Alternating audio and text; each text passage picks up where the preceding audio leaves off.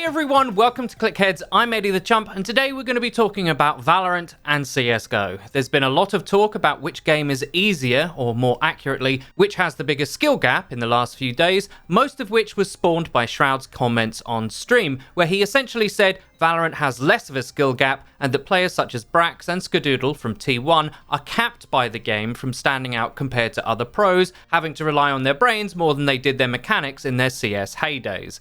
Other videos have followed from other sources discussing this, so we thought we'd weigh in on the subject too, having played Counterstrike for years before Overwatch and now Valorant. Let's begin with the subject of skill gap versus difficulty. Just because something is difficult does not mean it takes more skill necessarily. Shroud referenced the throwing of smokes in CS with lineups versus a character like Brimstone getting his iPad out and simply placing them down. This was part of a larger argument where Valorant has agent abilities like Brim's in the game precisely to remove the skill floor requirement of learning smokes from CS. He argues the abilities are there to enable less skilled players a route to value with less skill cost in comparison to Counterstrike. And there's a part of that line of thinking that is obviously true. Yes, in Brim's case, the mechanics of opening a display and placing smokes is easier than placing your crosshair on a particular pixel of the skybox and throwing it. Some of the smokes in CS require you to run and jump to land accurately, as the extreme example of that. Brim smokes also don't require the lab time that CS smokes do in most cases. It does take time to figure out the lineups in private servers, for all the nades in fact, and you can make the argument there is a skill element to being able to find these and make them practical to use in game. But here's my reply to that. Throwing smokes in the right places is such a fundamental part of these kinds of games. Does making them easier to actually deploy really reduce the skill gap? Surely the gap is generated by knowledge in this case, as in knowing where to put them, what smokes will actually help your team, as opposed to ones that are wasted or even a hindrance. I find myself unconvinced that just because in CS you have to do a lineup, that represents a huge increase in skill. Either way you throw them, you have to know where they're useful, which is the key distinction. In this case, I prefer that the game takes a fundamental skill set and makes it accessible, because that's a faster route to people understanding the principles of why they're important to the game. I don't care how you throw them, I want you to know where to put them and why. I would argue that because placing them is easier, more and more players are starting to understand the advanced smoke utility such as one-ways. And to say that Valorant doesn't have lineups is just untrue. How many lineup videos are there for Viper, Jet and Sova, etc.? They're everywhere. Players are seeking this knowledge out and increasing their power level every day in Valorant, which I think is a good thing overall. But here is where Shroud does have a point. He said that agent abilities are there to attract non-FPS players to the game, and it is true they can offer power at reduced cost. I would actually go further. There are abilities in Valorant that have no direct CS equivalent. Cypher's traps, Sova's recon arrows, recon drones, Sage's slow orbs, etc. There are definitely abilities that lower the raw processing a player has to do in the info metagame. There is no such thing as a free safe peek in CS, whereby you can check an angle and be in no direct danger of death. There are many in Valorant, Phoenix's ult, Recon Drone, Reyna's Dismiss to name but a few. This decreases the punishment factor significantly. In Counter-Strike, there is a real skill in, say, jump spotting and jiggle picking angles without dying. You are never as safe in CS doing anything as you can be in Valorant, and that makes the game much less punishing in certain areas. It does complicate it too, as your opponents have access to this utility as well if they pick the right agents, but I do agree. This info gathering part of Valorant is easier and takes less skill for sure. Counter-Strike has more advanced movement options than Valorant does at the base level.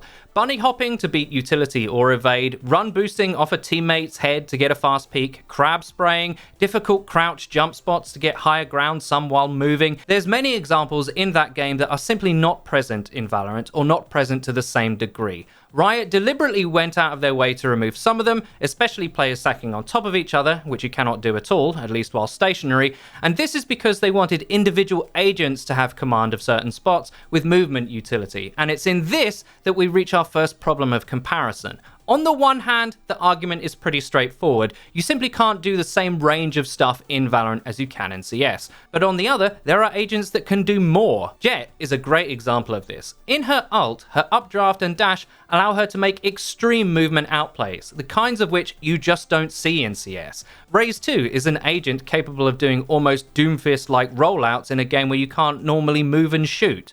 all you have to do is take one look at a flights montage to realise Valorant is not a straightforward case when it comes to movement skill gap, and that's because the utility is not uniform. Part of the reason why the skill gap between players in CS is so obviously measurable, even to the untrained eye, is because everyone has access to the same stuff. You can all run the same, jump the same, throw the same nades, shoot the same guns, etc.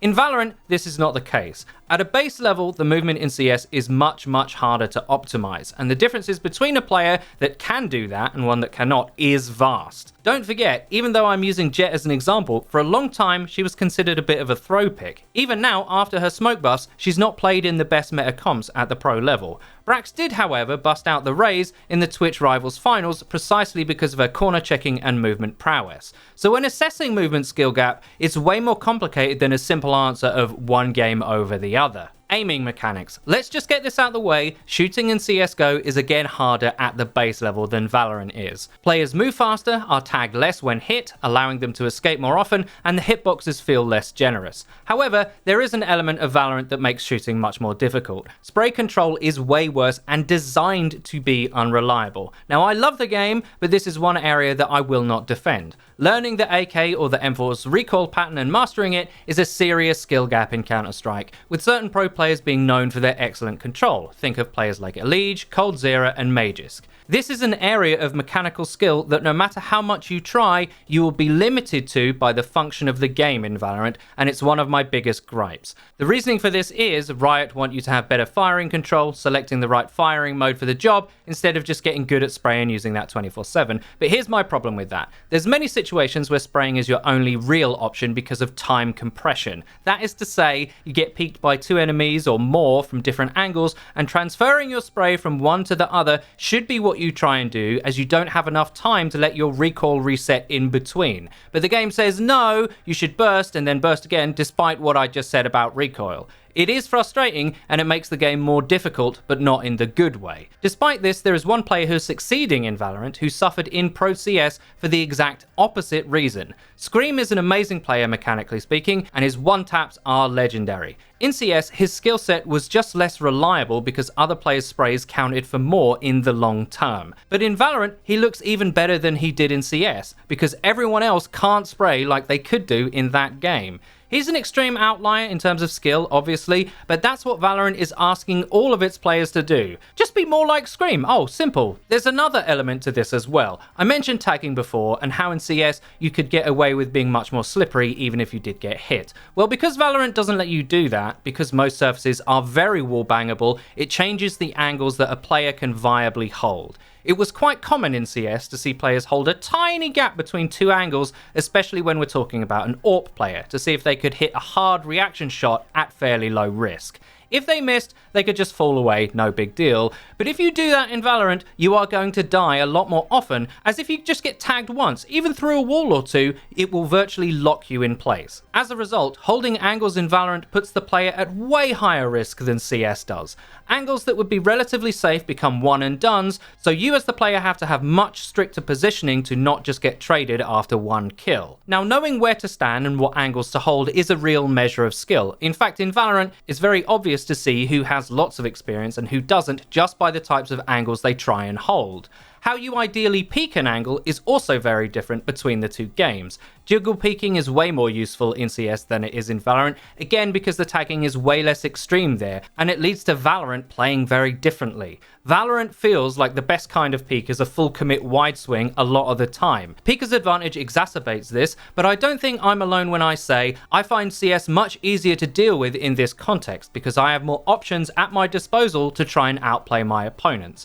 This is some of the cap that Shroud was talking about. When the number of plays that you have open to you are reduced, there are less ways to outplay your opponent directly gun to gun. But I'll return to this point. Valorant is less about outplaying your enemies with default options and more to do with specificity, as in the agents. Reyna is a great example of this. You can't heal in CS, which means as an entry player, you're lucky if you get 1 kill, let alone 2 or 3. Reyna just says, F that, I'm gonna pop off. Kill 1, heal, kill another, heal. Every gunfight becomes like the first instead of just being an easy trade for your enemies. You simply can't do that in CS. Each agent brings with them an entire kit to give them edges against enemies. For example, the skill gap between a breach that doesn't know how to play and one that does is massive, and that's before any shooting happens at all.